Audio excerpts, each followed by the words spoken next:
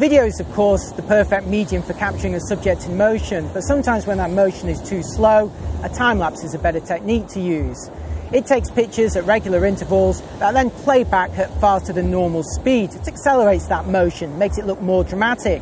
And I'm going to use it to film this tower behind me. It's got an observation deck that goes all the way up and all the way back down again, and in real life it moves very, very slowly.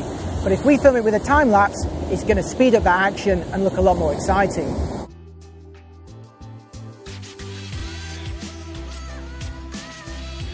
On a windy day like today, you'll also see those clouds whiz by, and when the sun goes in front and behind them, you'll see the light really changing in a much more dramatic fashion. Now, because the camera is going to be held still for this entire process, you're going to need some sort of stand. I've got a very simple mini tripod here to hold it still. You'll also have to think about your framing. So here the action is going to take place with an observation deck moving up and down this tall tower. So I've decided to place it right in the middle of the screen, and I've taken care to angle the camera so that the tower isn't leaning over to one side. And I've also included these two metal structures that were also on the beach because I like the way that they frame the shot, otherwise it would be completely empty.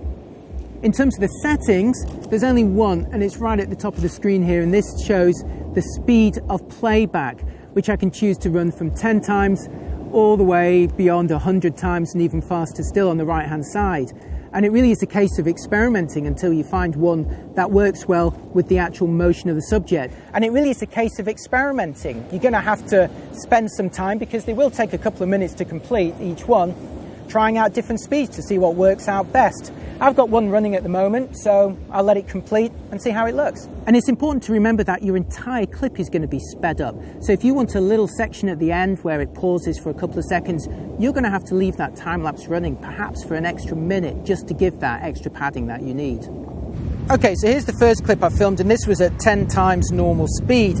Now 10 times sounds pretty quick, but as you can see here, it's just not really quick enough. The clouds are not moving very quickly. The pod is quite leisurely in its descent. I mean, it's quite nice, but it's not exciting or dynamic enough. You've got to imagine that you want to post a clip that's going to last maybe 10 seconds, 15 seconds at most when you post it. So I'm going to need something faster. So here's a version that I filmed 60 times faster than normal speed, and that already looks a lot more exciting. It looks like it's almost taking off into space. And the clouds behind it are a lot more dynamic and involving. Now, I would probably cut this clip, start around here with the clouds going past, and then with the pod emerging seemingly from space where it comes into land. It's like you could imagine that this was anywhere in the sky. It comes in, and that to me tells more of a story.